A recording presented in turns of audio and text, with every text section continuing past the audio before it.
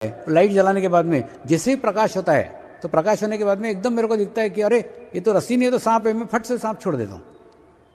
ठीक उसी प्रकार से कई बातें हमने हमारे जीवन में खूब पकड़ के रखी हुई है और अच्छी है करके पकड़ के रखी हुई है। तो जैसे हमारी आत्मा प्रकाशित होगी, जैसे हमें आत्म साक्षात्कार प्राप्त होगा और आत्मा जागरूक होने के बाद में आपको ही पता चल जाएगा कौन सी चीज़ें अच्छी है और कौन सी चीज़ें बुरी है। तो जो चीज़ें आपके जीवन में पकड़ के रखी हुई है और बुरी है वो छूट जाएगी। जो आपके जीवन में अच्छी है और आपने पकड़ के रखी है वो बनी रहेगी। तो कौन सी चीज़ अच्छी है और कौन सी चीज़ बुरी है इसके ऊपर ध्यान मत दो। अगर हम ये विचार करने बैठे तो पूरी रात भी चली जाए तो भी समय कम पड़ जाएगा। तो आज हमको ये विचार नहीं करने का है कौन सी चीज़ अच्छी है कौन सी चीज़ बुरी है। मैं सिर्फ ये कहता हूँ, तो आपको इसके अंदर कुछ भी नहीं छोड़ने का है। दारू पीते हो तो दारू पीते रहो, नॉनवेज खाते हो नॉनवेज खाते रहो, जो कर रहे हो सब कर्मकांड करते रहो, लेकिन उसके साथ में सिर्फ परमात्मा को जोड़ लो। तो जो अच्छा है वो रहेगा, बुरा है वो खुद ब खुद छूट जाएगा। ये कैसा होता है मैं बताता हूँ। एक बार कुछ आयोजकों ने मुझे नशा मुक्ति केंद्र के ऊपर बुलाया। एक बहुत बड़ा नशा मुक्ति केंद्र था, उसके अंदर एक बहुत बड़ा हॉल था।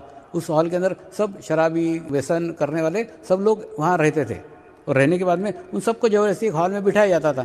और बिठाने के बाद में कोई प्रवचन देने आता था, एक आधा डॉक्टर आता था, वो उनको बोलता था देखो तुमने अगर शराब पीना नहीं छोड़ी ना तो तुम्हारा लीवर सड़ जाएगा।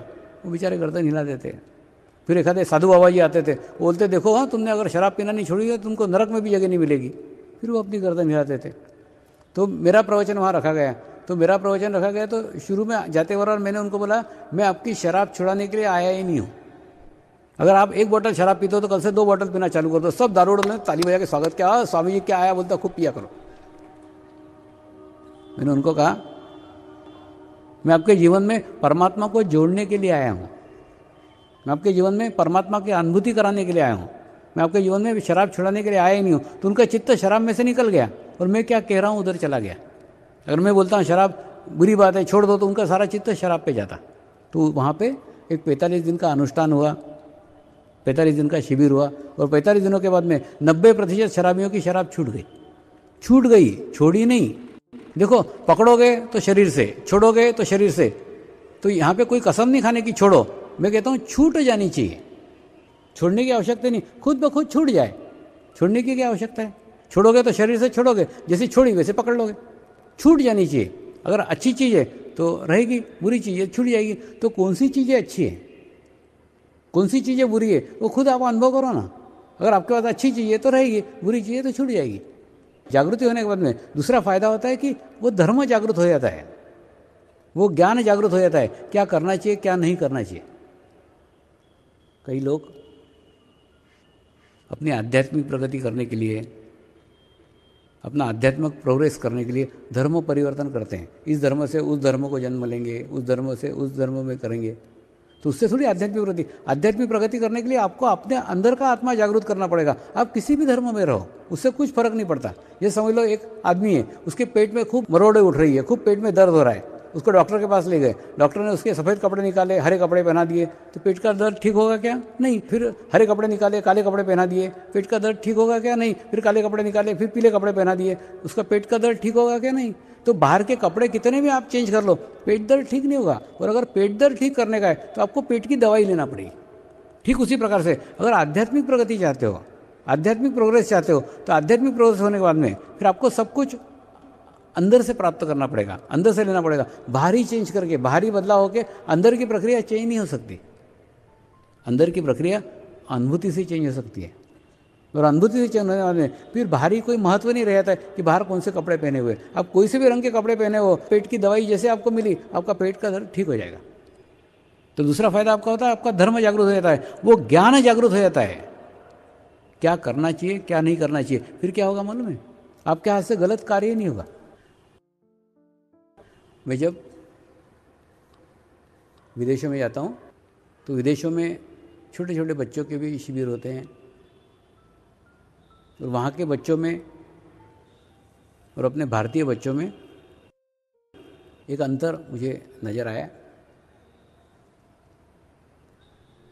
वो अंतर ये है कि हमारे यहाँ बच्चों को पाप और पुण्य का बहुत ज्ञान होता है। मतलब हमारे दादा दादी, हमारे नाना नानी, मेरे को भी मेरी नानी कहा करती थी कि बेटा ये अच्छा कार्य है, ये कर, ये पुण्य का कार्य है, कर बेटा, ये काम मत करें, ये पाप है, इसको मत करें।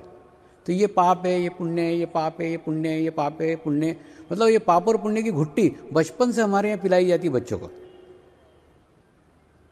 और बचपन पे पिलाने के बाद में ये बाहरी ज्ञान पाप करने से रोकता नहीं है। जब बच्चा बड़ा होता है, बड़ा होने के बाद में जान के भी कि ये पाप है, फिर भी वो पाप करता है। तो मेरी वो बुजुर्ग लोगों से एक विनती है कि आप पाप और पुण्य की बातें ही मत करो, और पाप और पुण्य की बातें करते हो तो ऐसा कोई मार्ग बताओ, ऐसा कोई रास्ता बताओ कि आपके बेटे के हाथ से पाप घटित ही नहीं होना चाहिए। ऐसा कोई मार्ग है क्या? नहीं है। तो फिर पाप और पुण्य की बातें ही मत करो। ये तो क्या होता है मालूम है, पाप करने के बाद में उसका विशुद्धि चक्र पकड़ा जाता है। मैं पापी हूँ, मैं पापी हूँ, मैं पापी हूँ, और जिंदगी भर वो मैं पापी हूँ, मैं पापी हूँ के आत्मग्लानि में मर जाता है। और विदेशों में कोई पाप का ज्ञान नहीं है, कोई पुण्य का ज्ञान नहीं है, वो झकास पाप करते हैं। उनको बोलता हूँ कि ये पाप है। अच्छा स्वामी, पाप था क्या? ठीक है, अब नहीं करेंगे। मतलब उनको कोई पाप का ज्ञान नहीं, कोई पुण्य का ज्ञान नहीं, कुछ नहीं।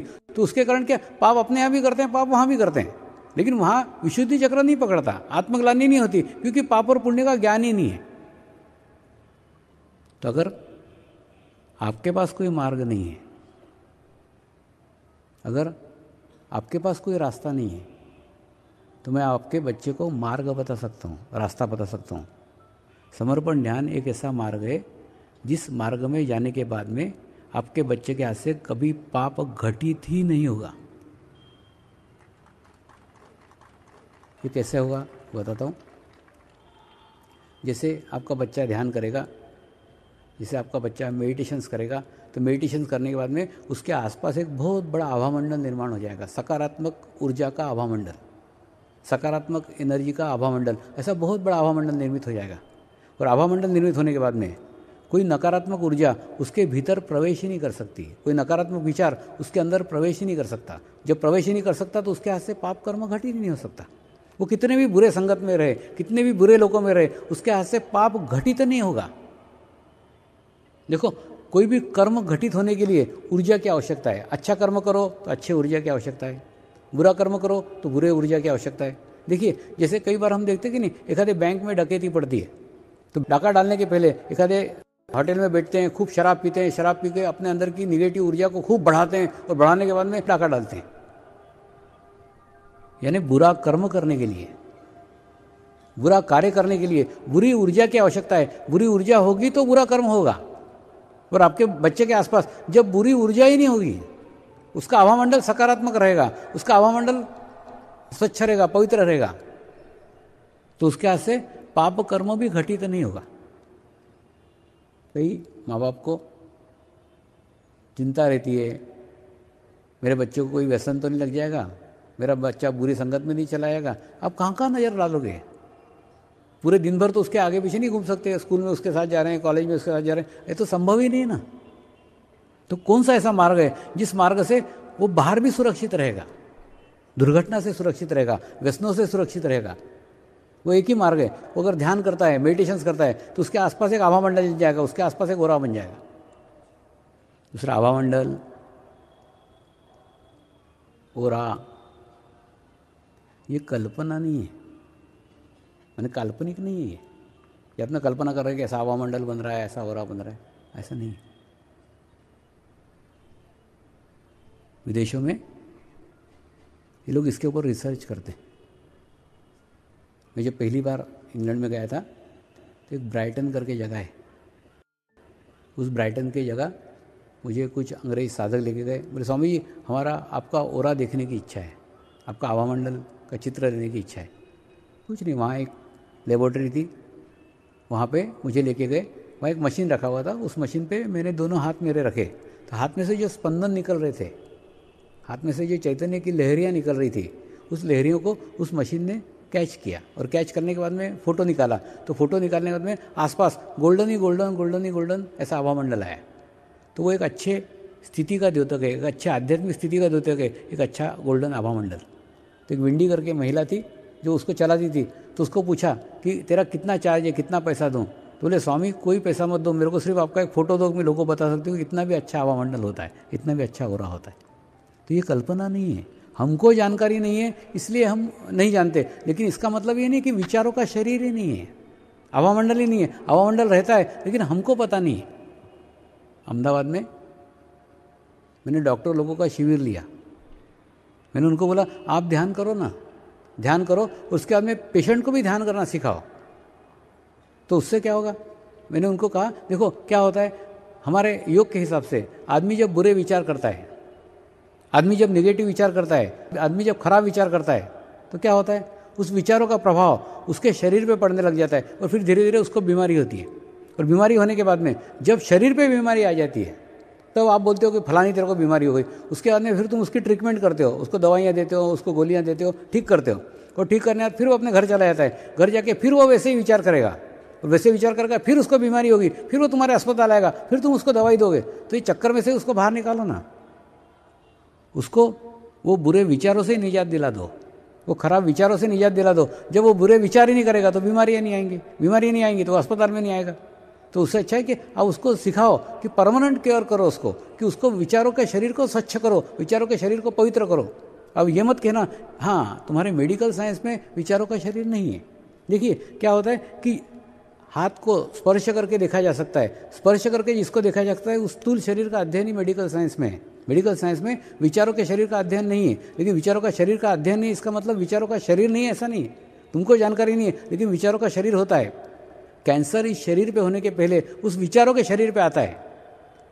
कैंसर के पेशेंट के 6 महीने पहले विचार खराब हो जाते हैं, विचार नकारात्मक हो जाते हैं। वो नकारात्मक विचार रहते रहते रहते रहते 6 महीने में अगर बदला नहीं गया, 6 महीने में अगर चेंज नहीं हुआ तो बाद में उनके शरीर के ऊपर कैंसर आता है। और कैंसर जब शरीर पर आ जाता है फिर क्या होता है, फिर आ ही जाता है, फिर क्या कर सकते हैं। तो आने के पहले योगी जान सकता है, योगी पहचान सकता है कौन से शरीर पे कैंसर आ रहा है, कहाँ विचार दूषित हो रहे हैं, कहाँ विचार खराब हो रहे हैं। उन विचारों को अगर चेंज किया जाए, उन विचारों को अगर बदला जाए, उन विचारों को शुद्ध किया जाए, उन विचारों को पवित्र किया जाए, तो कैंसर को उन विचारों के शरीर के परे ही रोका जा सकता है, वो शरीर तक नहीं आ सकता। तो उन डॉक्टरों को मैंने समझाया कि आप आपके जो पेशेंट है उनको ध्यान करना सिखाओ, उनको मेडिटेशन करना सिखाओ, तो ताकि उनको परमानेंट केयर हो। बाद में बुरे विचार नहीं करेंगे तो बुरी बीमारियाँ नहीं आएंगी। तो आपकी जितनी बीमारियाँ हैं उन सब बीमारियों का संबंध आपके विचारों से, आपके विचार कैसे हैं, आपकी संगत कैसी है, आपका सानिध्य कैसा है, किन लोगों के सानिध्य में आप रहते हो, कैसे विचार करते हो। प्रत्येक विचारों का आपके ऊपर प्रभाव पड़ता है, प्रत्येक विचारों का आपके ऊपर इफेक्ट पड़ता है। उस प्रभाव को देखा जा सकता है, अनुभव किया जा सकता है, महसूस किया जा सकता है। तो दूसरा फायदा होता है कि आपका धर्म जागृत होता है। और तीसरा फायदा होता है आपके मन की एकाग्रता बढ़ती। कई बार मैं किसी शहर में ध्यान सिखाने के लिए आता हूँ, मेडिटेशन सिखाने के लिए आता हूँ, तो घर के लोग घर के बूढ़ों को इकट्ठा कर देते, ये बूढ़ों को ले आओ, इनको ध्यान सिखाओ, इनके पास बहुत टाइम है, इनको सिखाओ। ध्यान तो बूढ़ों ने करने की चीज़ है, ले आओ बूढ़ों को, ये सब करो, सिखाओ। तो मुझे बहुत दुख होता है कि ध्यान के बारे में अभी समाज में जागरूकता ही नहीं है। जिनका अपना खुद का रिसीविंग पूर्ण समाप्त हो गया है, जिनकी लेने की क्षमता पूर्ण समाप्त हो गई है, वो कैसे ग्रहण कर सकते हैं। जिनका पूर्ण जीवन पड़ा हुआ है, उन बच्चों ने इस मार्ग में आना चाहिए, उन युवाओं ने इस मार्ग में आना चाहिए। इसीलिए ये साल समर्पण में युवा वर्ष के रूप में मनाया गया है। सारे युवाओं को प्रोत्साहित किया गया है, युवाओं को रास्ते बताए गए, युवाओं को मार्ग बताए गए। बच्चा अगर ध्यान करेगा, बच्चा अगर मेडिटेशंस करेगा तो उसकी एकाग्रता बढ़ेगी। एकाग्रता बढ़ेगी यानी अगर वो फुटबॉल के मैदान पे फुटबॉल खेल रहा है तो वहाँ एकाग्रता से सिर्फ फुटबॉल खेलेगा, उस समय उसको होमवर्क नहीं याद आएगा। और अगर घर पे बैठ के होमवर्क कर रहा है तो उसको फुटबॉल का मैदान नहीं याद आएगा। तो बच्चा वर्तमान में रहना सीख जाएगा। वर्तमान में रहेगा तब जो कुछ कार्य करेगा वो सर्वश्रेष्ठ कार्य होगा, सबसे अच्छा कार्य होगा। आपने कभी मोनालिसा का चित्र देखा होगा। मोनालिसा की तस्वीर पूरे दुनिया में प्रसिद्ध है। वो किसी देवता की नहीं है, कोई देवी नहीं है, कोई नहीं है, एक सामान्य तस्वीर है, लेकिन विश्व प्रसिद्ध क्यों है? इसलिए क्योंकि जिसने उस मोनालिसा की तस्वीर को बनाया पूरे एकाग्रता से बनाया है। पूरी एकाग्रता से कारण उसके अंदर चैतन्य निर्माण हो गया, उसके अंदर परमात्मा निर्माण हो गया, और उसी चैतन्य के कारण वो विश्व प्रसिद्ध हुई।